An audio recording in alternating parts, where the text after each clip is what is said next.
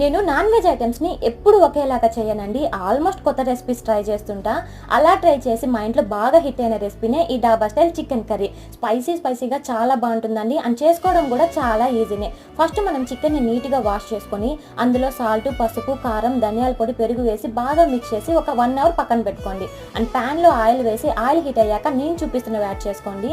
తర్వాత సన్నగా తరిగిన ఆనియన్ వేసుకొని ఆనియన్ కలర్ చేంజ్ అయ్యాక ఫ్రెష్గా దంచిన అల్లం వెల్లుల్లి పేస్ట్ యాడ్ చేసుకోండి.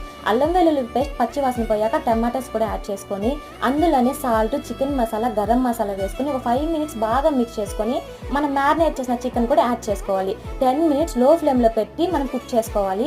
10 మినిట్స్ తర్వాత పెప్పర్ పౌడర్ యాడ్ చేసుకోండి. అండ్ చికెన్లో ఆయిల్ సెపరేట్ అయ్యే స్టేజ్లో సన్నగా తరిగిన కొత్తిమీర, అల్లం స్లైసెస్ వేసి బాగా మిక్స్ చేసుకొని స్టవ్ ఆపేసుకోవాలి. అంతే అండి, మన డాబా స్టైల్ చికెన్ కర్రీ రెడీ అయిపోతుంది. ఎప్పుడు రెగ్యులర్గా కాకుండా ఇలా ట్రై చేసి చూడండి. ఈ సండే మీకు చాలా నచ్చుతుంది, దానికి నేను గ్యారంటీ.